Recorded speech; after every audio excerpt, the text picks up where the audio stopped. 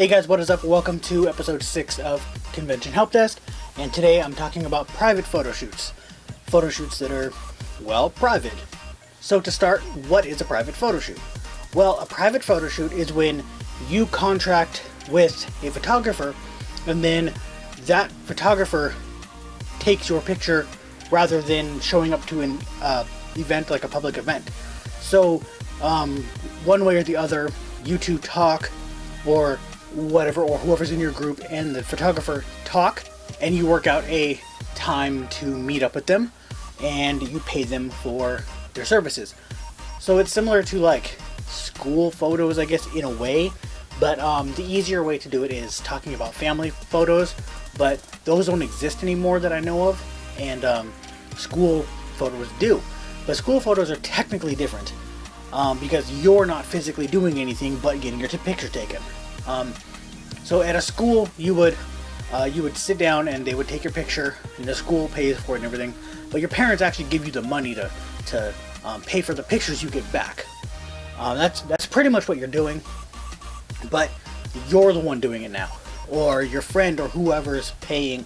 But it also kind of works in the family photo type thing. You guys have probably seen something about that. Just somewhere in your lives. Like usually you'll see it in like a photo album, one of your parents' photo albums or something. We used to go do them when I was a kid because it was kind of the only way to get good pictures. But you would go into Sears or wherever, and they would take your picture. Your parents would pay them to take pictures and give them back to you. And they were professional photographers or whatever. I don't even know if they're professional, but the point is that's kind of the same thing.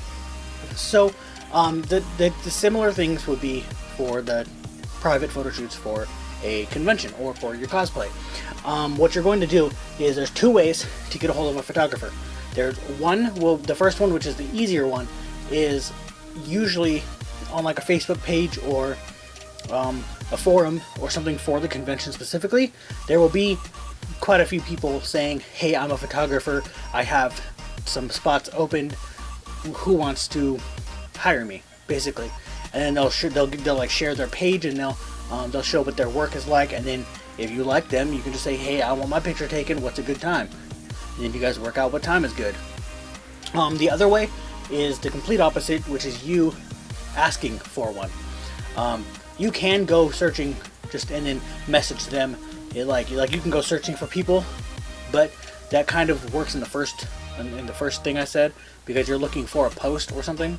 But you can post saying, hey, I'm going to be cosplaying this, and I have a group or something, whatever, and we're looking to hire a photographer.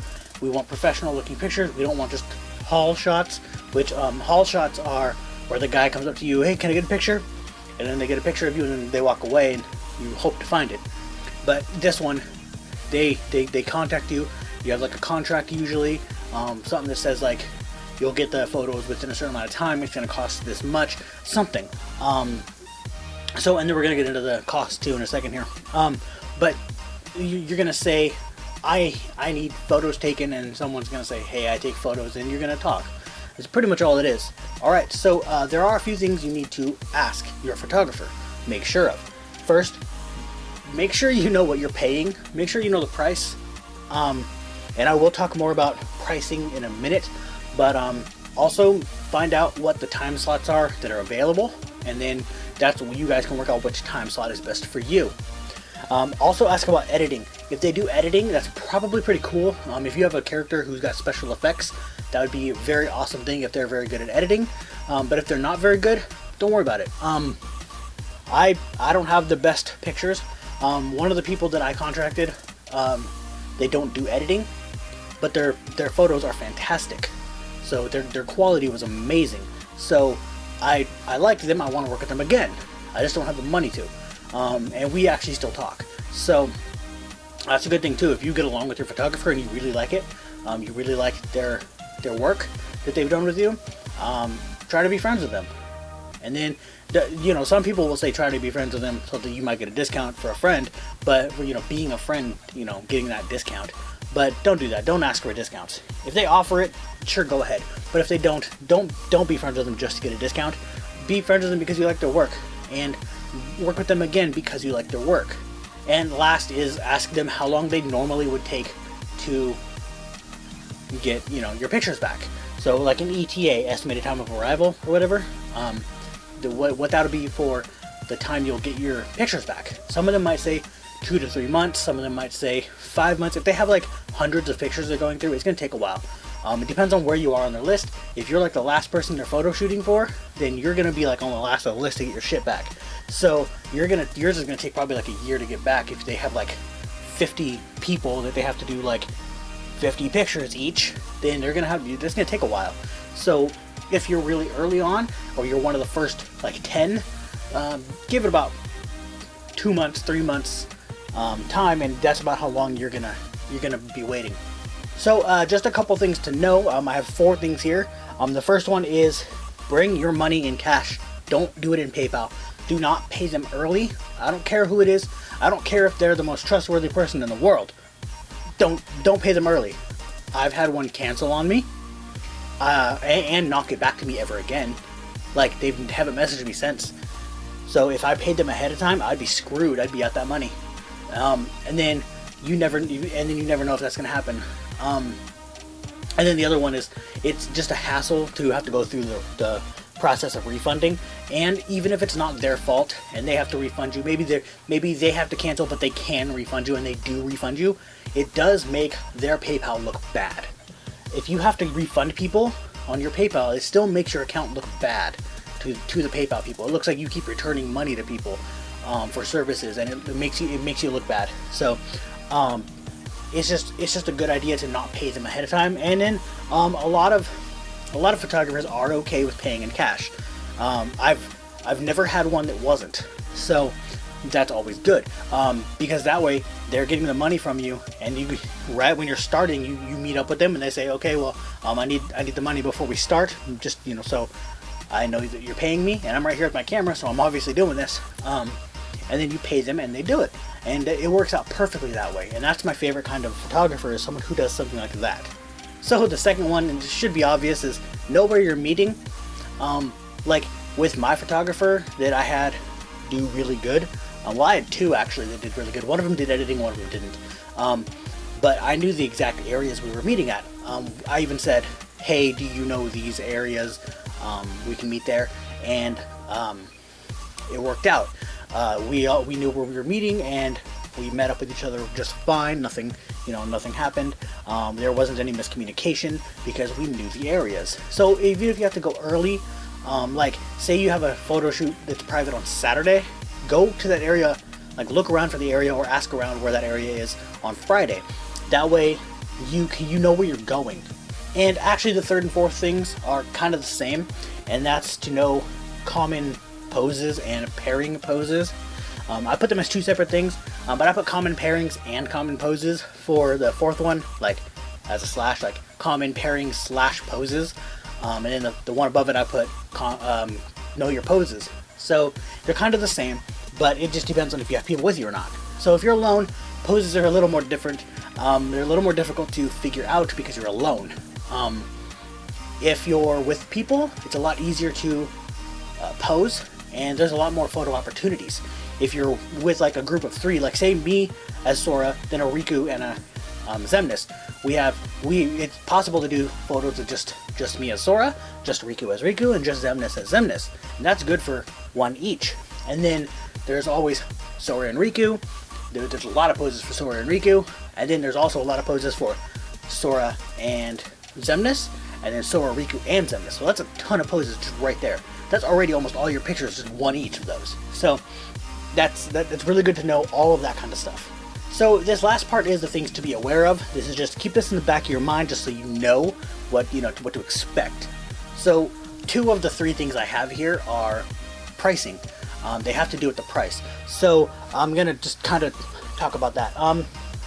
So that kind of has to do with what I was talking about earlier. I said I'd talk about it in a minute. It's been more than a minute, but whatever. So the cost is usually per hour. If you talk to somebody, usually that's how cost works no matter where you are. When you contract a auto repair, when you contract computer repair, I guess. When you contract anybody to do any type of service, usually it's by the hour. This is no different. This is still a service, and you're still paying by the hour. Now the other thing you have to be careful of. Sometimes people will charge per hour per person. So you're looking at, like, say me and Zemnis. I probably shouldn't use that because they just charged per hour. They just, like, one is like whoever's with you. Just as long as like it was as many pictures they're gonna take of me that they're gonna take of everybody anyway, and it's all just a group thing rather than just me. It's the same amount of pictures. There's no reason to charge per person, but it can happen. So let's say it was me and Zemnis, or me and Riku, or something, 2 people, and then they charged, like, let's say $20 for the hour, but they also charged $20 per person. You're looking at $20 from me and $20 from the other person. So they're making $40 into one photo shoot for 1 hour. So that's something to just be aware of. It's very common. Just know it. Just think about that. Sometimes they'll tell you, sometimes they won't. You can just ask just to make sure. If they do tell you, if they state it specifically, then I guess you're fine. You can just read it. Just be sure to read their thing. If they have a post or something, just be sure to read all of it. Or if they have a website, go to their about or something, their about me on their site or their page, and read what their description is, and they might tell you how they charge, so you never know. And the last one actually has to do with what I just said, looking at their page or their website. This time, looking at their gallery. Look at their past work. Make sure it's worthy of whatever you're paying. Don't pay $50 an hour for someone who's using a point and shoot, and their photos look like a 10-year-old could take them. You know, don't pay for that. I'm not saying that. I'm sorry for all the photographers out there who may think I'm talking about you.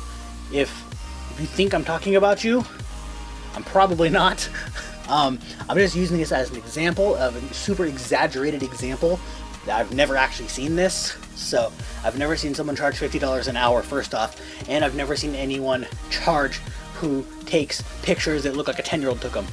You know, blurry, or you know, they're off-center. They don't look like they know what they're doing. You know, something like that. I've never seen that, so don't worry. I'm not talking about anybody specifically. I'm just using an exaggerated example just to get my point across. But that's something you wouldn't want to pay for. So you'd want to look at their past work to make sure that they're up to par with what they're charging. So if someone has, like, professional-looking pictures and they're charging $30 an hour per person, that's amazing. Pay for that. That is awesome. That person is obviously not only a pro at what they do, but they are conscious of the cosplayers don't have money thing. That they know that we don't have that kind of money to be spending a whole bunch of money on a professional, like a super professional, like someone whose job it is to do that. And they want to keep the price down for us because they know that we can't afford it all the time. So it's always good to look at their past work to make sure. So that is everything I have for this episode. So catch me in episode 7, where I'm going to be talking about regular panels. I already talked about the guest panels in the guest one. This time I'm going to be just talking about your normal panels. And I'm going to be getting help from one of my friends for this, because I suck at talking about panels. I don't attend panels if I can help it. I get claustrophobic, so I don't go to panels very much. But when I do know kind of the idea. So I'm going to get more help from this, more like ideas, things to write down about them from people who go to panels all the time. And I do have friends who attend panels regularly, so they can give me all the tips I need. And I might even go down to Atlas's house. We might even film that episode down there to make it easier. I don't know though. So yeah, catch me on that episode. And that is all, so I will see you guys later. Hey guys, thanks for watching this video. If you happen to like this and my other videos, why not go over to Twitter and give me a follow at @J_cause. And while you're there, use the hashtag #JTopics to give me suggestions for videos or ask me questions for a Q&A. As well as you can use hashtag #JReacts and you can give me suggestions for videos to react to, since now I can do that. Alright, have a good one and see you guys later.